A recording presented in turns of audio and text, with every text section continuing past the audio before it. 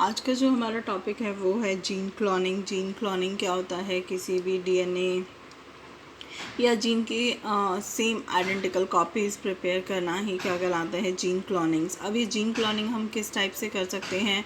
Gene cloning करने के दो प्रोसीजर होते हैं। फर्स्ट होता है रिकॉम्बिनेंट डीएनए टेक्नोलॉजी के थ्रू हम जीन क्लोनिंग कर सकते हैं। दूसरा हम पीसीआर के थ्रू भी जीन क्लोनिंग कर सकते हैं। इसमें से जो पीसीआर टेक्निक है वो लास्ट सेमेस्टर में मैं तुम्हें सारा करवा चुकी हूँ, तो इसे मैं वापस रिपीट नहीं करवाऊँगी। तो आज हम बात कर रहे हैं recombinant DNA technology. Recombinant DNA technology क्या है? There are some steps for recombinant DNA technology. Steps are also known as tool. Question आ सकता है कि रिकॉम्बिनेंट डीएनए टेक्नोलॉजी को एक्सप्लेन करो, या फिर रिकॉम्बिनेंट डीएनए टेक्नोलॉजी के टूल्स के बारे में बताओ, या फिर रिकॉम्बिनेंट डीएनए टेक्नोलॉजी के स्टेप्स को एक्सप्लेन करो। रिकॉम्बिनेंट डीएनए टेक्नोलॉजी क्या थी? DNA that has been formed artificially by the combining constituent from different organism, यानी डिफरेंट जैसे किसी एक डीएनए के अंदर किसी दूसरे फॉरेन डीएनए को जब इंजेक्ट कर दिया जाता है, तो जो आर्टिफिशियली तरीके से जो हमें नया डीएनए मिला है उसको हम क्या बोलेंगे? रिकॉम्बिनेंट डीएनए, यानी री का मतलब दोबारा कंबाइन होना। अब रिकॉम्बिनेंट डीएनए टेक्नोलॉजी हमारे पास 4 स्टेप्स में कंप्लीट होती है। सबसे पहले हम क्या करते हैं? आइडेंटिफिकेशन करते हैं, और फिर जिस डीएनए की हमें रिक्वायरमेंट होती है उसका आइसोलेशन करते हैं। फिर उस डिज़ायर्ड जीन को हम किसी वेक्टर यानी क्लोनिंग वेक्टर की हेल्प से डिज़ायरेबल जीन के अंदर ट्रांसफ़र कर देते हैं। फिर हम उस डिज़ायरेबल जीन का मल्टीप्लिकेशन करवाते हैं, और आफ्टर द मल्टीप्लिकेशन हम उसको आइडेंटिफाई करते हैं और यूज़फुल क्लोन के अंदर ट्रांसफ़र करने का काम करते हैं। ठीक है, अब हम स्टार्ट करते हैं हमारा टॉपिक रिकॉम्बिनेंट डीएनए टेक्नोलॉजी, जिसमें कि फ़र्स्ट टॉपिक हमारा आएगा डिज़ायर्ड जीन या जीन ऑफ इंटरेस्ट, यानी identification and isolation of desired gene. इसके अंदर हमें क्या करना है? डीएनए में हमें पता है कि न्यूक्लियोटाइड के सीक्वेंस होते हैं जो कि मैसेंजर आरएनए का फॉर्मेशन करते हैं और प्रोटीन को कोड करने का काम करते हैं। ठीक है, इस न्यूक्लियोटाइड सीक्वेंस या जीन को आइडेंटिफिकेशन करना बहुत नेसेसरी होता है, क्योंकि उसी की हेल्प से हम आगे क्लोनिंग कर सकते हैं। अब क्लोनिंग के लिए जो डिज़ायरेबल जीन्स होते हैं उनको आइडेंटिफाई करना और उनको आइसोलेट करने के लिए स्पेसिफिक एंजाइम सीक्वेंस होते हैं, जिनको कि एंजाइम्स क्या कर देते हैं? आइडेंटिफाई करते हैं और वहाँ से कट करने का काम करते हैं। अब इन एंजाइम्स को कट करने वाली जो सीजर्स होती हैं वो मॉलिक्यूलर सीजर्स के नाम से जानी जाती हैं। और एग्जाम्पल क्या है मॉलिक्यूलर सीजर का? Restriction endonuclease enzyme.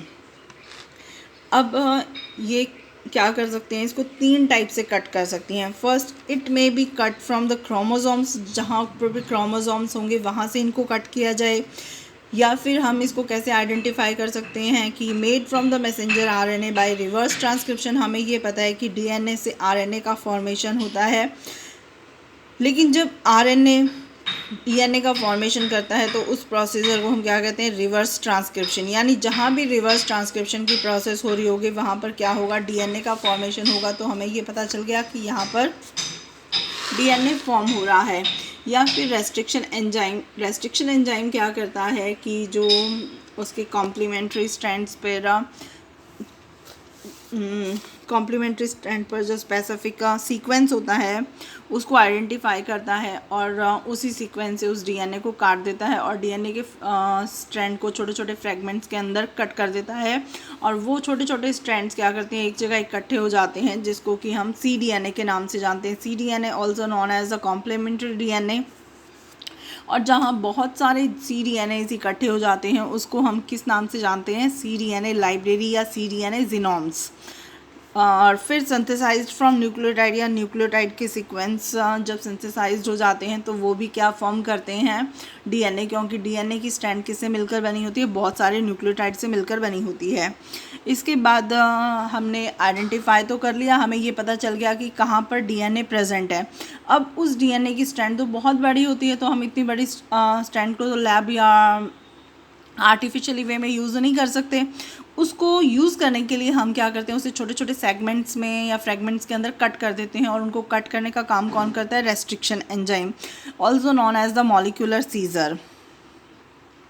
और रेस्ट्रिक्शन एंडोन्यूक्लिएज को सबसे पहले 1960 में ऑर्बर ने एंजाइम्स के बारे में बताया, और उसके बाद 1970 में स्मिथ, नॉटसन और ऑर्बर ने ही बताया था कि रेस्ट्रिक्शन एंडोन्यूक्लिएज एक ऐसा एंजाइम है जो कि डीएनए की स्ट्रैंड्स को कट करने में कैपेबल होता है, और इस वर्क के लिए इनको मेडिसिन में नोबेल पुरस्कार भी दिया गया था। और रेस्ट्रिक्शन एंडोन्यूक्लिएज एंजाइम कहाँ से मिलता है? हमें बैक्टीरिया से मिलता है, और ये क्या काम करता है? बैक्टीरियोफेज डीएनए को कट करने का काम करता है। अब restriction enzyme recognise specific DNA sequence to cut from example cleavage pattern.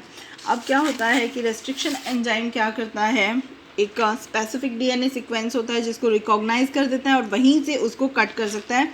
इस कट करने के तरीक़ों को हम क्या कहते हैं? क्लीवेज पैटर्न कहते हैं। For example GAATTC 5' to 3', opposite 3' to 5'। Just इसी के अपोजिट होने वाला, ये देखो GAC, और जस्ट यहाँ से भी क्या स्टार्ट है? C। तो इसका कॉम्प्लीमेंट्री स्ट्रैंड जो प्रेजेंट होता है, इस स्ट्रैंड को या इस सीक्वेंस को हम क्या कहते हैं? Palindromic sequence. Just opposite sequence जो प्रेजेंट होती है उसको हम पैलिंड्रोमिक सीक्वेंस करते हैं। अब ये इको R1 है, eco coli first recognise restriction enzyme जो इको कोलाई के अंदर रिकॉग्नाइज किया गया था। इसकी कैपेसिटी क्या होती है? अगर इसके पास ये डीएनए की स्ट्रैंड प्रेजेंट है जिसके ऊपर ये सीक्वेंस है, तो ये यहाँ से, जहाँ पर ये एरो का निशान दिखा है, वहाँ से इसको यहाँ से दोनों तरफ से कट करने में कैपेबल होता है। इसके अलावा चाहे इसके पास कोई और भी सीक्वेंस हो, वहाँ से इसको ये नहीं कट कर पाएगा, ये सिर्फ इसी एरिया से इसको कट कर पाएगा। फॉर एग्जाम्पल देखो, जैसे एक डीएनए स्ट्रैंड हमारे पास मिली है, यहाँ पे और भी सीक्वेंस है, लेकिन जैसे ही इस ई कोलाई RI को, यानी फर्स्ट जो रेस्ट्रिक्शन एंजाइम है, इसको ये स्टैंड मिल गई कि GAATTC, इसके अपोजिट, तो ये क्या करेगा? इसके ऊपर अटैक करेगा। अटैक करके यहाँ कहाँ पे?